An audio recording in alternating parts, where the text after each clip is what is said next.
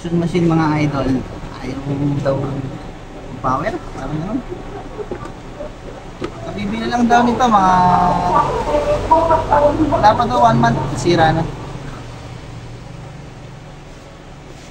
Last month may gawa tayo nito, umaandar kaso mahina. Check ako ng capacitor, yun lang, pinalitan lang ng capacitor. Ito switch yun, dapat sasagad yun, sagad ng on. Ito ayaw. Try natin to palitan.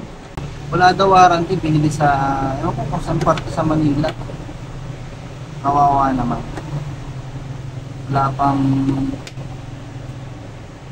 1 month sira na. Dapat may mga warranty yung ganito para sa may sakit ko ginagamit eh. Problemado na nga. Warranty. Ayan, balik tayo, may dumating na customer.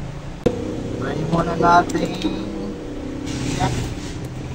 kung nag-switch yung kanyang power switch. So, 100% sila yung switch niya. Convert natin ito. Ito pala pang video, okay. Pero tingin ko pwede yan. Mag-o-oversize lang ng butas ng switch. Uy! Lakas to na. Okay na nga, kung tayo nalungkot, hindi kasi yung socket dito. Gagawa pa natin ang paraan na para kumasok na. Parang konting diferensya lang naman. Try natin mag-grinder. Grinder, where are you? Takot ako dito eh.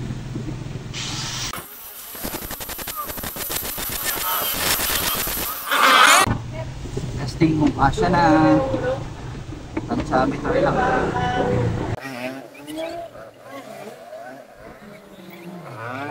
Ayos, nakuha sa pilit.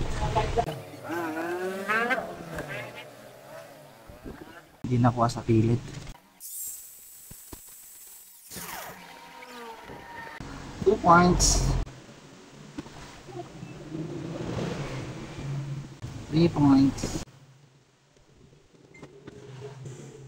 Konti pa. Alright. Tingnan natin kung magpa-power na. Kanina wala tong power. Ayan. May power na siya.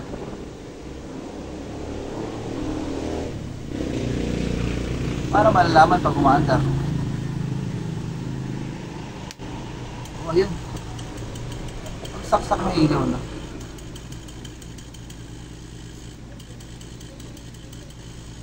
Pagka nagkakaroon ng pressure, ibig sabihin, maganda. Okay yan, magkano na maayos. Last time kasi gawa ko, kahit takpan mo to, hindi siya umaangat.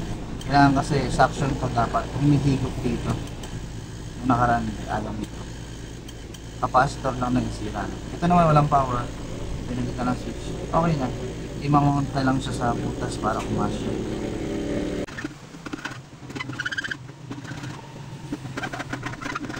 Konti na lang.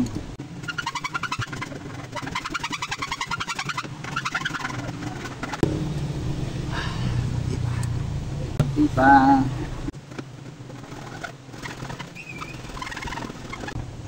Konti pa. Right.